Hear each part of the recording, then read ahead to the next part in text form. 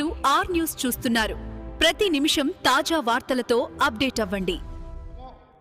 ఎవరు రాజకీయం కాదు కదా, నిద్రలో కూడా శాసనసభ్యులు అవుతామన్న ఆలోచన చెయ్యొద్దు అని ఆనాడు అక్రమ కేసులు పెట్టి ఎందరిని ఎంతమందిని జైళ్ళకు పంపించారు.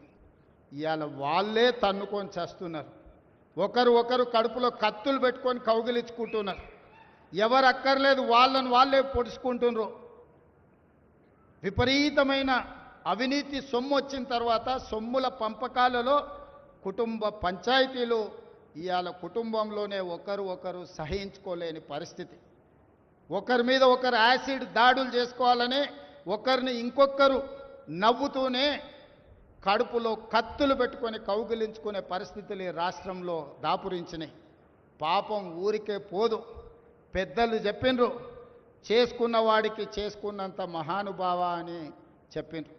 చేసిన పాపాలు ఎక్కడికి పోవు, ఖచ్చితంగా ఆ పాపాలు వెంటాడుతూనే ఉంటాయి. వాళ్ళు అనుభవించి తీరాల్సిందే.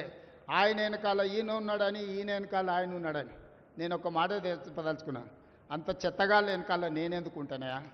నేను నాయకుడిని ఉంటే ముందుంటా, మా వాళ్ళకి తోడుకుంటా.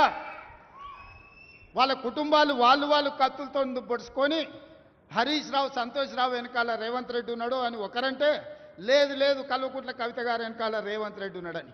మీరంతా దిక్కుమాల్లో అని తెలంగాణ ప్రజలు బండకేసి కొడితే మీ వెనకాల ఎవడన్నా బుద్ధున్నోడు ఉంటాడా? అన్నం తినవాడు ఎవడన్నా మీతోని ఉంటాడా? నేను ఉండేది పాలమూరు జిల్లా 4 కోట్ల తెలంగాణ ప్రజల వెనుక ఉంటా, తోడుంటా, వాళ్ళ కోసం పని చేస్తా. నాకంత సమయం లేదు ఇంత పనికిమాలతోని కలిసి. లేకపోతే వాళ్ళ మీకు మీరే పంపకాలలో వచ్చిన పంచాయతీలు మీరే పొడుచుకుంటారు. మేము చూస్తే చాలు. జరుగుతున్న పరిణామాలు అందరికీ తెలుసు. దయచేసి మీ వివాదంలోకి మీ కుటుంబ పంచాయతీలనో మీ కుల పంచాయతీలనో మమ్మల్ని లాగకండి. మాకెలాంటి ఆసక్తి లేదు. మిమ్మల్ని ఎప్పుడో ప్రజలు తిరస్కరించిండ్రు. మీరు కాలం చెల్లిన 1000 రూపాయల నోటు లాంటోళ్ళు. కాలగర్భంలో కలిసిపోతుంది ఆ పార్టీ. ఒకప్పుడు జనతా పార్టీ కూడా గొప్ప పేరుండే, కానీ జనతా పార్టీ కనుమరుగైంది. ఆ తర్వాత తెలుగుదేశం పార్టీ ఒక అద్భుతమైన పార్టీ, చాలామందికి అవకాశాలు కల్పించిన పార్టీ.